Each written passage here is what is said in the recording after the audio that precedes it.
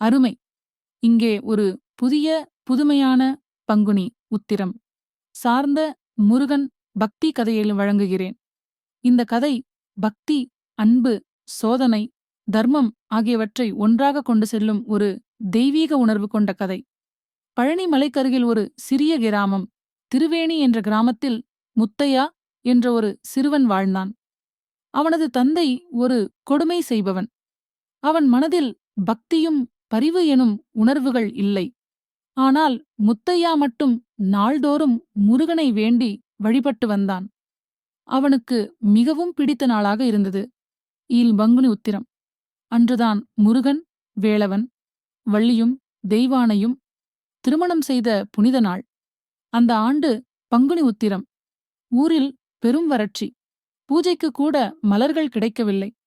அதிலும் வள்ளியம்மனுக்கு மாலை சூட்ட ஒரு பூக்கூட இல்லாத நிலை. முத்தையா எதையும் அஞ்சவில்லை. அவன் பக்தியால் அவனது இதயத்தை மலராக்கினான். ஒரு எளிய வட்டியில் பசும்பாலை ஊற்றி உள்ளத்தால் மலரையும் உருவம் பிடித்தான். அவன் மனசாட்சி சொன்னது, ஓம் சரவணபவா, என் உள்ளம் மலராக இருந்தால் அதே போதும் உனக்கு, முருகா. அந்த நேரத்தில் பால் திருட்டு என்று அவனை ஊர் மக்கள் பழி சுமத்தினர்.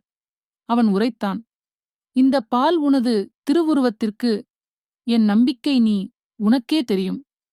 அதே புண்ணிய நேரம் மேகங்கள் கூடியன. மழை பொழியத் தொடங்கியது.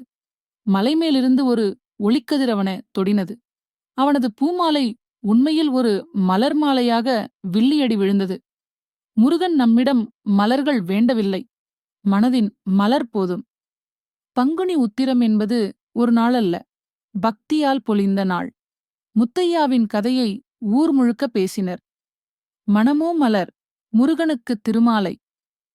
விருப்பப்பட்டால் இந்த கதையை தொடர்ச்சியாக முத்தையா முருகனை சந்தித்தான் என்ற அடுத்த பகுதியில் எழுதலாமா? சொல்லுங்க தோழா.